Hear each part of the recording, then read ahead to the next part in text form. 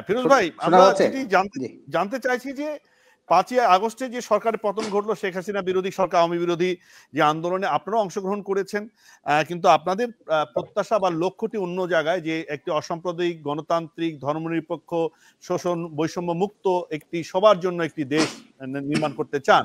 কিন্তু দেশের গতিবিধি যেদিকে যাচ্ছে তাতে সাম্প্রদায়িকতার দিকে দেশ যাচ্ছে, মুক্তিযুদ্ধের চেতনা থেকে, 71-এর যে চেতনা থেকে দূরে সরে যাচ্ছে, এক ধরনের মৌলবাদী গোষ্ঠী সামনের দিকে জেকে বসতে পারে, পাকিস্তানের সাথে আমরা সম্পর্কের একটা পুনর্গঠন করছি, নানা রকম আলোচনা হচ্ছে। তো এই পরিবর্তনগুলোকে আপনারা কিভাবে দেখছেন, এবং নির্বাচন হবে কিনা এটা নিয়েও কিন্তু সংশয় প্রকাশ করছেন মনিয়াপাদের মতো মানুষেরা। তাহলে মানে কোন দিকে যাচ্ছে, আপনারা কি পেলেন? ধন্যবাদ। একটা গণ অভ্যুত্থান যখন হয়, গণ আন্দোলন যখন হয়, সেই আন্দোলনে নানা শ্রেণী পেশার মানুষ, নানা রাজনৈতিক মত পথের মানুষ এক জায়গায় একটা কমন যে শত্রু, কমন এনিমি, তার বিরুদ্ধে ঐক্যবদ্ধ হয়। কিন্তু যখন গণ অভ্যুত্থান শেষ হয়ে যায়, একটা যেই কমন এনিমি সে যখন পরাজিত হয়, সে যখন সামনে থাকে না, তখন কিন্তু রাজনৈতিক দলগুলো যার যার নিজস্ব যে দৃষ্টিভঙ্গি, তার যে লক্ষ্য, তার যে উদ্দেশ্য, সেগুলো নিয়েই জনগণের মধ্যে যায়, জনগণের মধ্যে ক্রিয়া করে এবং তার পক্ষে জনসমর্থন সেগুলো আদায় করার জন্য চেষ্টা করে। সেজন্যই এই গণ অভ্যুত্থানের পরেও গণ অভ্যুত্থানের কমন এনিমি কি ছিল, এখানে সেলিম ভাই এবং মনিয়াপা এখানে বলেছেন যে আমাদের কমন এনিমি ছিল ফ্যাসিস্ট শেখ হাসিনার সরকার, আওয়ামী লীগের সরকার। এটা 15-16 বছরের তার যে ফ্যাসিবাদী দুঃশাসন, সেই দুঃশাসনের বিরুদ্ধে এই দেশের সর্বস্তরের যে মানুষ, সেই মানুষের যে ক্ষোভ, সেই ক্ষোভের প্রকাশ ঘটেছে 5ই আগস্টের গণ অভ্যুত্থানের মধ্য দিয়ে। তো সেই ক্ষেত্রে আমরা বললাম যে সমস্ত মত পথের মানুষ সেখানে নানাজন নানা উদ্দেশ্য থাকে। যেমন ধরেন 1971 সালে মুক্তিযুদ্ধ, সেই মুক্তিযুদ্ধে এখানকার শ্রমিক অংশগ্রহণ করেছে, কৃষক অংশগ্রহণ করেছে, এখানকার যারা তৎকালীন সময়ে শিল্পপতি, পুঁজিপতি, ব্যবসায়ী, তারাও অংশগ্রহণ করেছে। এখন শিল্পপতি, পুঁজিপতি, ব্যবসায়ী, তাদের যে উদ্দেশ্য, তাদের উদ্দেশ্য ছিল পাকিস্তানি ব্যবসায়ী শিল্পপতি যারা আছে, 22 পরিবার আছে, তাদেরকে বিতাড়িত করে তারা এখানকার যে ব্যবসা বাণিজ্য, শিল্প, কল কারখানা, প্রতিষ্ঠান, সেগুলোর মালিকানা হবে, তারা কর্তৃত্ব করবে। আর দেশের শ্রমিক, কৃষক, মেহনতি মানুষ, আপামর জনগণ, তাদের উদ্দেশ্য ছিল যে স্বৈরতান্ত্রিক পাকিস্তান রাষ্ট্র থেকে তাদেরকে, পাকিস্তানিদেরকে বিতাড়িত করে যুদ্ধের মধ্যে দিয়ে জয়লাভ করে এখানে একটা গণতান্ত্রিক রাষ্ট্র হবে, এখানে একটা সাম্যের যে রাষ্ট্র সমাজ সেটা এখানে প্রতিষ্ঠিত হবে, এবং শ্রমিক তার ন্যায্য মজুরি পাবে, কৃষক তার ফসলের ন্যায্য মূল্য পাবে, ছাত্ররা তাদের শিক্ষার অধিকার পাবে, নারীরা তাদের যে মর্যাদা অধিকার সেগুলো নিয়ে বাঁচতে পারবে। তাহলে এক একজনের উদ্দেশ্য, এক একজনের লক্ষ্য, এক একজনের আকাঙ্ক্ষা ভিন্ন ভিন্ন ছিল। কাজে কিন্তু আবার এক জায়গায় মিলিত হয়েছিল যে পাকিস্তানি শাসকরা হলো আমাদের মেইন এনিমি, কাজে তার বিরুদ্ধে আমাদের লড়াই করতে হবে। যেহেতু স্বাধীনতার পরে ধনিক শ্রেণীর রাজনৈতিক দল আওয়ামী লীগ সেটা ক্ষমতায় গেছে, সে এসে ধনিক শ্রেণীর স্বার্থ রক্ষা করেছে, শ্রমিক, কৃষক, মেহনতি মানুষের স্বার্থ সেখানে রক্ষা করে নাই।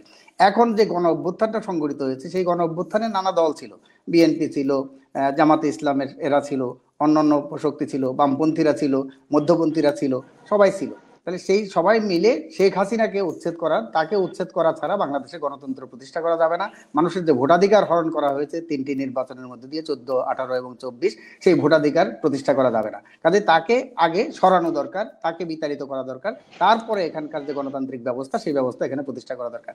তো সেই জন্য সেই লক্ষ্যে আমরা কাজ করছি। এখানে অন্তর্বর্তীকালীন সরকারটা কিন্তু একটা বিশেষ সরকার। এর আগে আমাদের এখানে তত্ত্বাবধায়ক সরকারের বিধান ছিল, নির্বাচনকালীন তত্ত্বাবধায়ক সরকার, কিন্তু শেখ হাসিনা সেইটাকে, তত্ত্বাবধায়ক সরকারের বিধানটা বাতিল করে দিল। বাতিল করে দেওয়ার পরে এখন কিন্তু এটা একটা ইন্টেরিয়াম গভর্নমেন্ট, অর্থাৎ অন্তর্বর্তীকালীন সরকার, তাও সংবিধান বহির্ভূতভাবে এখানের সুপ্রিম কোর্টের রেফারেন্স, সেই রেফারেন্সের ভিত্তিতে এই সরকারটা গঠিত হয়েছে, এবং জনগণের যে ম্যান্ডেট, অভ্যুত্থানের ম্যান্ডেট, সেই অভ্যুত্থানের ম্যান্ডেটের পরিণতিতে এই সরকারটা গঠিত হয়েছে। এই সরকার এখন ধরেন একটা সুষ্ঠু নির্বাচন, মানুষের ভোটাধিকার প্রতিষ্ঠা করা, সেইটার জন্য কিন্তু তত্ত্বাবধায়ক সরকার 3 মাসে করতে পারতো, আগে যেটা বিধান ছিল। 91 সনে পেরেছে, 96 সালে পেরেছে, 2001-এ পেরেছে, 2008-এ পেরেছে। কিন্তু এই অন্তর্বর্তীকালীন সরকার সেখানে এসে এখানে তারা সংস্কারের কথা বললো। ঠিক আছে, সংস্কার তো একটা চলমান প্রক্রিয়া। 1972 সালে সবচেয়ে বড় সংস্কার হয়েছে পাকিস্তান রাষ্ট্র কাঠামোর পরিবর্তে বাংলাদেশের রাষ্ট্র কাঠামো, সেটা পরিচালনা করার জন্য 72 সনের সংবিধান। কিন্তু সেই সংবিধান কি 53 বছরে আমরা কেউ মেনেছি? যারা দেশ শাসন করেছে সংবিধান লঙ্ঘন করে দেশ শাসন করেছে, এবং সবচেয়ে বেশি সংবিধান লঙ্ঘন করেছে আওয়ামী লীগ এবং শেখ হাসিনার নেতৃত্বে গত 15-16 বছরে তারা এই সংবিধানটা লঙ্ঘন করেছে। সেই কারণে এখন মানুষের মধ্যে যে নতুন করে আবার একটা সংস্কার, মানুষের ভোটাধিকার, গণতন্ত্র সেগুলো প্রতিষ্ঠা করার জন্য সেই দাবিটা এসেছে। কিন্তু সেই সংস্কারটা 90 সালে অভ্যুত্থানের পরেও কিন্তু রেহমান সোবহানের নেতৃত্বে 29টা সেখানে কমিটি হয়েছিল, 225 জন সদস্য ছিল সেখানে। ডক্টর ইউনূস এবং মুহিত চৌধুরী সাহেব তারাও সেই 225 জনের মধ্যে ছিল। তারাও কিন্তু অনেক সংস্কারের সুপারিশ করেছিল, সেগুলো কিন্তু বাস্তবায়ন হয় নাই। কাজে এই যেটা বনিয়াপা বললেন, সেলিম ভাইও বললেন, এটা কিন্তু একটা রাজনৈতিক ব্যাপার। আমাদের সংবিধানে লেখা আছে যে কেন্দ্র থেকে প্রান্ত পর্যন্ত প্রত্যেকটা জায়গায় নির্বাচিত প্রতিনিধিরা দেশ শাসন করবে, দেশ পরিচালনা করবে। কাজেই এখানে অনির্বাচিত সরকারের বেশি দিন রাষ্ট্র ক্ষমতায় থাকার কোনো এখতিয়ার নাই। একটা বিশেষ পরিস্থিতিতে তারা অন্তর্বর্তীকালীন দায়িত্ব নিয়েছে, সেখানে একটা সুষ্ঠু, গ্রহণযোগ্য, অংশগ্রহণমূলক নির্বাচন দিয়ে তারা নির্বাচিত জনপ্রতিনিধিদের কাছে ক্ষমতা হস্তান্তর করবে, এটাই জনগণ প্রত্যাশা করে। সংস্কারে যে কথাটা বলছেন, সেই সংস্কার একটা সুষ্ঠু নির্বাচনের জন্য যতটুকু সংস্কার, সেটা তো সবাই বলছে, বিএনপি বলছে, 12 দল বলছে, বামপন্থীরা বলছে, বাম গণতান্ত্রিক জোট বলছে, সমস্ত পার্টি বলছে যে একটা সুষ্ঠু, নিরপেক্ষ, অংশগ্রহণমূলক, গ্রহণযোগ্য নির্বাচন করার জন্য যতটুকু সংস্কার প্রয়োজন ততটুকু আপনি সংস্কার করেন, আর বাকিগুলো আপনি রিকমেন্ডেশন দিয়ে দেন, পরবর্তী নির্বাচিত সরকার এসে সেটা করবে। আমরা সেজন্য আমাদের পার্টির পক্ষ থেকে, বাসদের পক্ষ থেকে, বাম গণতান্ত্রিক জোটের পক্ষ থেকে আমরা বলছি যে আপনি একটা রুট ম্যাপ দেন যে কি সংস্কার করতে চান, কতটুকু সংস্কার করবেন, কতদিন সময় আপনার লাগবে, সেইটা আগে জাতির সামনে পরিষ্কার করেন। তারপরে রাজনৈতিক দলগুলোর সাথে আলাপ আলোচনা করেন, রাজনৈতিক সমঝোতা তৈরি করেন, ঐক্যমত্য তৈরি করেন। সেই ঐক্যমতের ভিত্তিতে যতটুকু ঐক্যমত্য হয় ততটুকু আপনি সংস্কার করতে পারবেন। এর বাইরে কিন্তু আপনি সংস্কার করতে পারবেন না, কারণ আপনার এখতিয়ারের বাইরে। আপনার সেই সংস্কার করার যে ম্যান্ডেট, সেই ম্যান্ডেট কিন্তু জনগণ দেয় নাই, আপনি ম্যান্ডেট নাই। সেই জন্য ফিরোজ ভাই, এই যে সংস্কার সংস্কারের জন্য কতদিন সময় আসলে অন্তর্বর্তী সরকারকে রাজনৈতিক দলগুলো দেবে, সেটা নিয়েও তো কথা চলছে। আসলে কতদিন পর্যন্ত আপনি বলবে সহনশীল এটা সময় বলবেন বা টাইম ফ্রেম নির্ধারণ করে দিতে পারবেন কিনা?